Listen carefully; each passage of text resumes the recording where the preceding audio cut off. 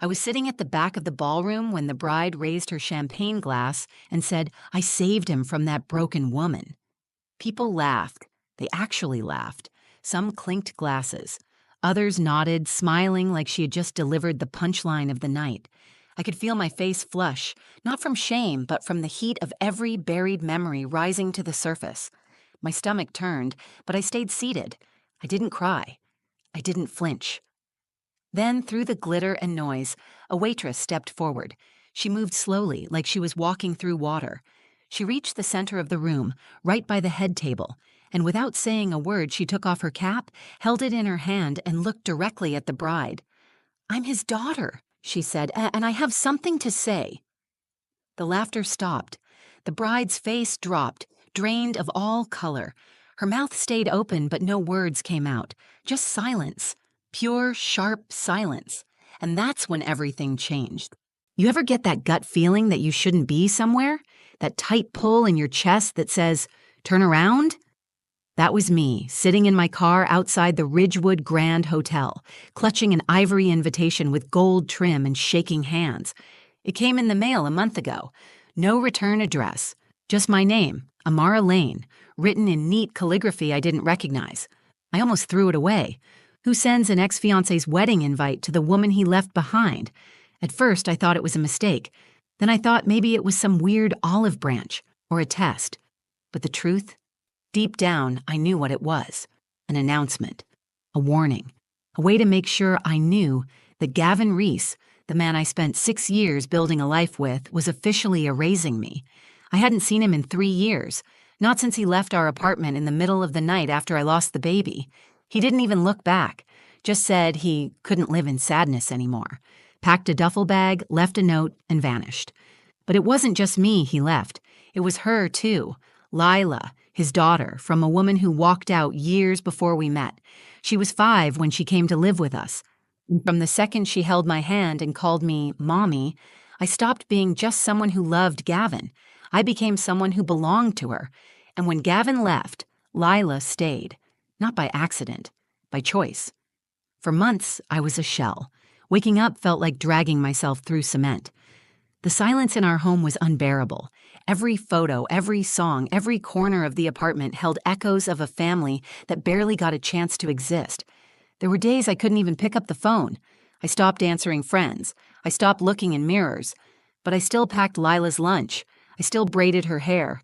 I still helped her study for spelling tests while trying not to let her see me cry. One night, I was sitting on the bathroom floor shaking after yet another call from a debt collector when Lila knocked on the door. She was 10, barely up to my ribs.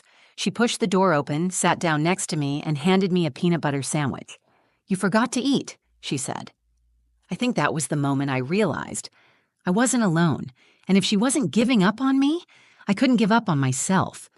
It took 2 years of therapy, odd jobs, and nights reading self-help books just to feel human again. But slowly I found pieces of myself I'd forgotten I had. I started designing again, websites, logos, anything I could get freelance. I moved us into a smaller place, closer to Lila's school. I even laughed again, real belly laughs, the kind you feel in your ribs. They were rare, but they came. When the invitation arrived, I left it on the kitchen table for days. Lila was the one who finally picked it up and read it out loud. Her voice didn't shake. "You should go," she said. "Not for him, for you." "For what?" I asked, exhausted. "So I can watch him start a new life with someone prettier, richer?" "No," she said. "So he sees what he lost." I looked at her. 16 now, wise beyond anything I'd ever been at her age. And suddenly I realized she wasn't just talking about Gavin. She was talking about me. I was still treating myself like the broken version he left, but she saw someone stronger, so I said yes. Uncle Joe, who helped raise me after my mom passed, agreed to drive us. He never liked Gavin. Said his smile came too easily and his eyes stayed too still. I asked him to sit in the back row with me. I didn't want to be seen, just there. Just visible. I didn't know what I was walking into. I expected awkwardness, maybe a few whispers. What I didn't expect was a setup, a staged humiliation dressed in white lace and gold chandeliers.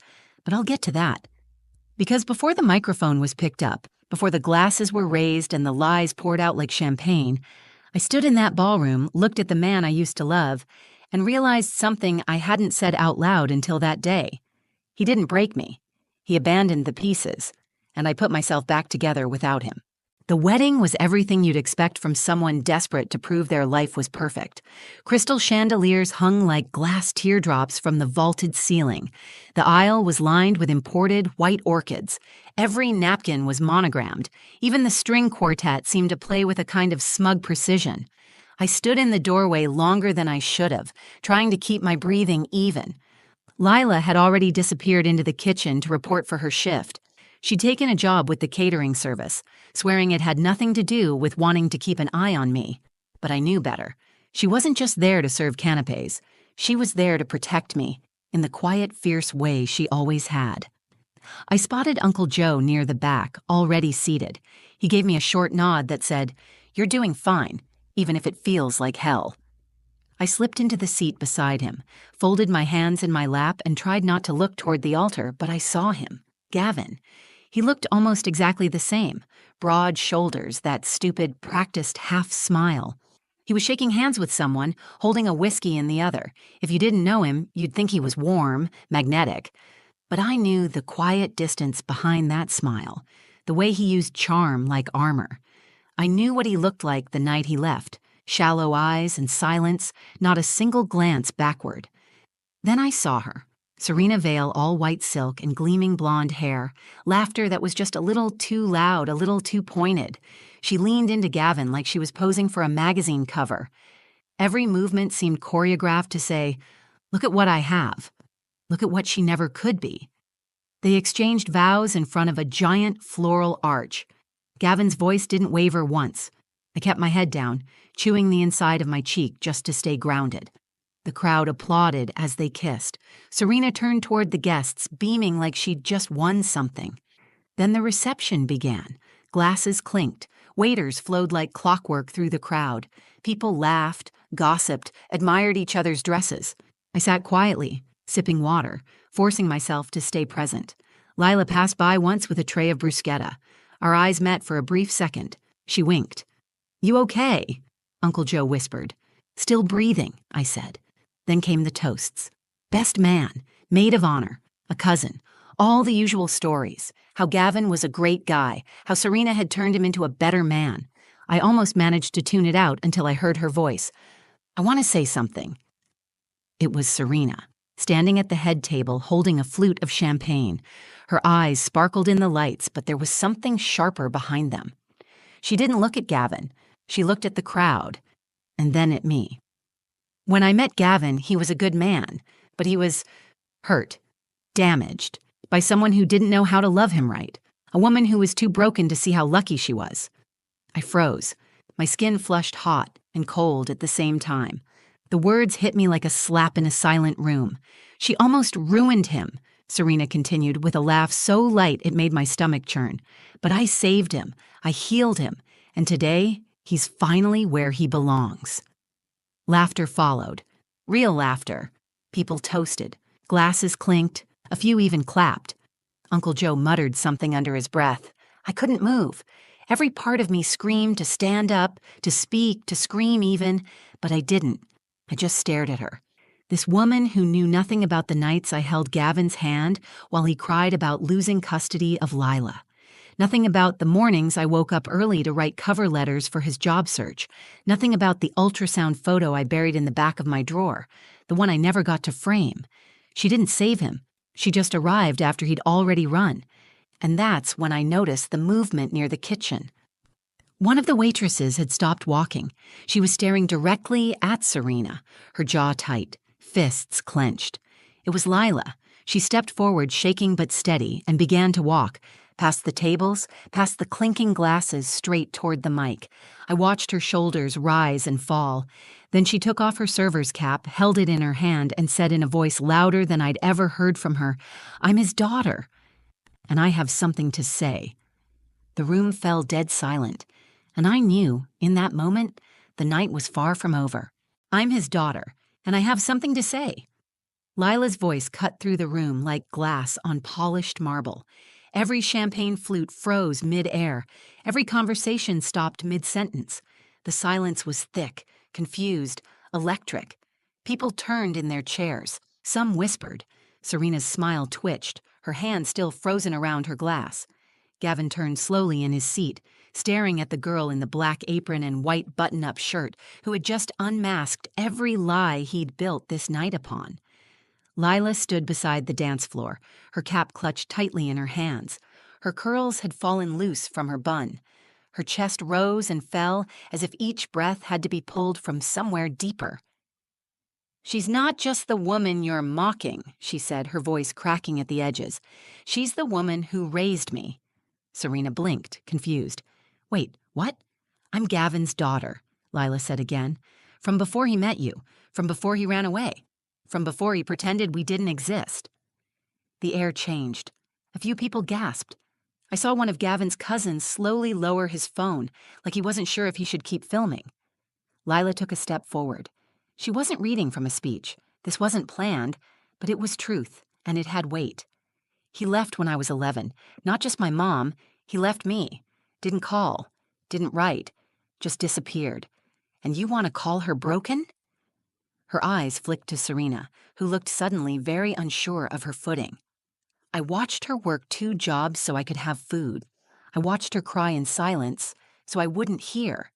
And when people asked me where my father was, I said he was away on business because I didn't want anyone to know he chose not to love us." Someone near the front covered their mouth. A waiter stopped walking, tray hovering mid-air. Gavin finally spoke. His voice was low, cautious. "Lila, not here." "Oh, now you remember my name," Lila snapped, stepping closer. "When I sent you birthday cards, they came back unopened. When I emailed you to say I missed you, you didn't reply. You didn't even block me, you just ignored me. And now you're standing here letting this woman talk about my mom like she's trash?" He looked at me then, and for the first time his expression cracked. I didn't feel pity. I didn't feel revenge. I felt clarity. I wasn't the one who should be ashamed. "She didn't break you," Lila continued, her voice shaking but rising. "You broke yourself, and then you tried to bury us like we didn't exist." Serena looked around, eyes darting for support but found none. She turned back to Gavin. "Is this true?" He didn't answer. He just stared at his daughter like a stranger had walked in wearing his last chance. Lila walked toward me. Every step she took felt like a thunderclap in my chest. She reached for my hand. I stood, my fingers wrapped around hers, and in that small gesture, something inside me that had been dormant began to stir. Not rage, not bitterness, power. "She didn't come here to fight," Lila said, turning back toward the crowd. "She came here because I told her to, because I wanted her to see that she doesn't need to hide anymore." Then she looked straight at Serena, calm, steady. "She doesn't need to be invited into a room to belong in it, and no one gets to rewrite our story to make themselves look better." The room held its breath. Serena's hand trembled around her champagne flute. "This is crazy," she mumbled. She's trying to ruin my wedding." Lila raised her chin. "You ruined it the second you built it on lies." Then she turned and walked away, pulling me with her. The crowd slowly parted. Whispers rose like smoke. No one stopped us. No one dared. Behind me, I heard Gavin call out once, "Lila!" But she didn't even turn. Outside, the air was cool and still. Lila exhaled hard, like she'd been holding in the truth her whole life. She looked up at me, teary-eyed but smiling. "I wasn't going to let her humiliate you," she said. "Not after everything." "You didn't have to do that," I whispered.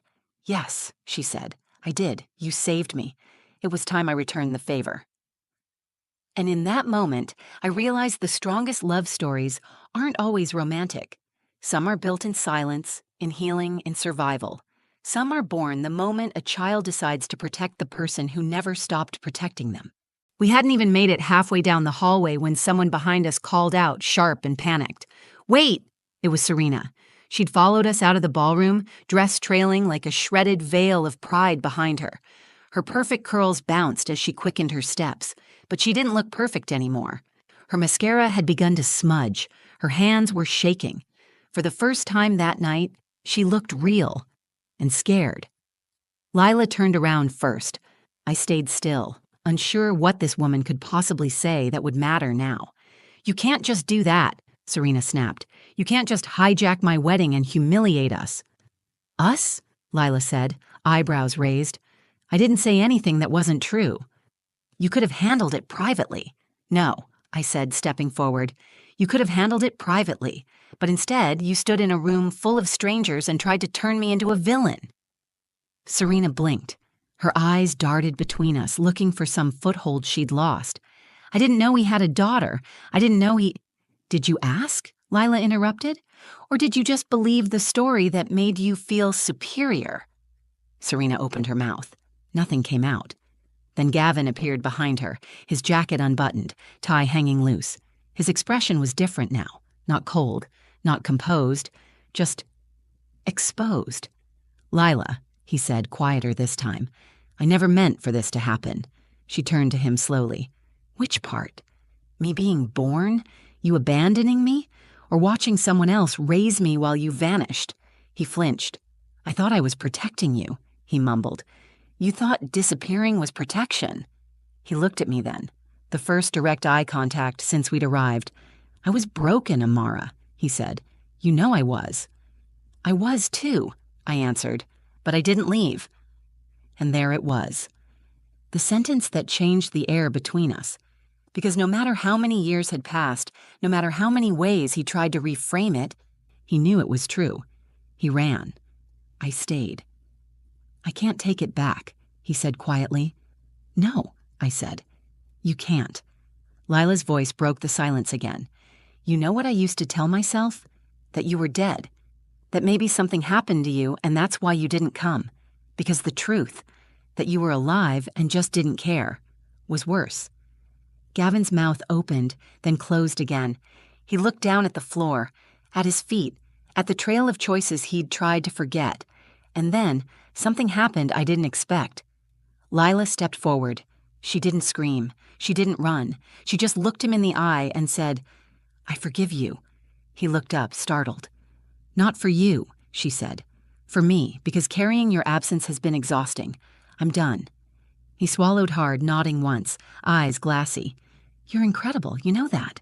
She smiled, soft and sad. "I know. She made me that way." She pointed to me, and that moment, that simple gesture, was louder than any mic drop. It was the truth laid bare, with no glitter, no whine, no forced smiles. Just a daughter choosing her mother in front of the man who had left them both. Serena stepped back, arms folded. "So what now? You just walk away and pretend you didn't wreck the night?" Lila tilted her head. "You wrecked it the moment you tried to build it on lies." And I added, "If you wanted a perfect story, you should have picked someone with nothing to hide." We walked past them, out into the night. The sky was wide and deep above us, clouds stretched like pulled cotton. It had started to drizzle, but none of us cared. The kind of storm we'd just weathered couldn't be measured in weather. Uncle Joe was waiting by the car. He looked at us, at Gavin still frozen in the entryway, and nodded slowly. "Guess that's what you'd call a mic drop moment." Lila laughed, and I joined her. It wasn't bitter. It wasn't forced. It was real. In that moment, I felt light. Not because anything had been fixed, not because Gavin finally understood what he lost, but because I knew who I was. And Lila knew who she was, and now, so did everyone else. The next morning, the headlines started to spread. Not in the tabloids or newspapers, but in the way these things move now. Quiet clips on TikTok, grainy wedding footage posted anonymously, short videos titled, "Waitress Shuts Down Bride's Insult with Epic Speech." I didn't watch them. I didn't need to. I had lived it. People messaged me, friends I hadn't heard from in years. Some apologized for losing touch when things fell apart. Others just said, "You were so brave." But the funny thing is, I didn't feel brave. Not really. Not in the spotlight, not when Serena mocked me, and not even when Lila stood up and told the truth. I felt like someone who had finally stopped trying to disappear. Gavin never followed up. No phone call, no apology, no last-ditch effort to explain himself. I think he knew there was nothing left to explain. His story was written in the silence that followed his absence. And we were done reading it. Serena's name popped up in the gossip circles for a week or two, enough to make it clear she'd become the punchline of her own party. I heard from someone at the venue that she left the reception early and never came back for the honeymoon send-off.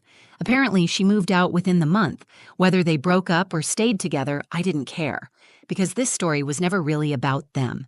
It was about us, me and Lila, and what we became when the people who were supposed to protect us left. After that night, something shifted in our home. It was quiet but powerful. Lila was different, stronger. She walked taller. She didn't apologize for taking up space. I caught her practicing her speech in the mirror one night, not out of vanity, but preparation. She told me she was thinking about starting a podcast. For girls who think they don't have a voice, she said. And me? I started something too. I'd always been afraid to talk publicly about what happened. There's shame in being left. People look at you like you're contagious, like your pain is a warning. But after the wedding, I realized something. I wasn't weak because I broke. I was strong because I rebuilt. So I started writing again. First just notes, then essays. I sent one to a parenting blog. It got published. The comments poured in. Mothers, daughters, women I'd never met, all saying the same thing. Thank you for saying what I couldn't say out loud. That turned into a blog, then a small community group. A few months later, I registered a nonprofit, The Second Thread, a space for women healing from abandonment, divorce, emotional abuse. We host circles, provide counseling, help them write their stories, literally and figuratively. I didn't expect it to become what it did. I just wanted to offer women a space where silence wasn't the only option. But the most powerful part of all of this wasn't the public closure. It was a quiet moment in our kitchen. One night in January, I was washing dishes. Lila sat at the counter, flipping through her notebook, legs swinging off the stool. She looked up at me and said, out of nowhere, I used to wish my real mom had stayed. My hands paused in the sink. But now I get it, she said. Maybe she left because I was supposed to end up with you. I didn't say anything. I couldn't. I just turned around, dried my hands, and pulled her into a hug so tight I think I breathed her in. Sometimes life doesn't give you the story you thought you wanted. Sometimes it tears pages out mid-chapter and leaves you to guess the ending. But sometimes, when you fight, when you love hard, when you stay, you get something better. You get to write a new story. And the best part? You don't need anyone's permission to start. If this story moved you, if it reminded you of your own strength or the power of someone who stood by you when others didn't, take a second and give this video a like. Share it with someone who needs to hear that broken doesn't mean worthless, that walking away doesn't make you strong, staying and healing does. And if you've ever had to rebuild yourself, if you've ever been the one holding the pieces together when someone else dropped them, leave a comment. Tell us your story. You never know who's reading and needs your words. And hey, if you want more true stories that hit deep, that remind you you're not alone, make sure to subscribe to the channel. New stories drop every week, and they're all about resilience, truth, and the messy beauty of being human. Thanks for watching. And remember, you don't need to be invited into someone's fairy tale when you're already writing your own.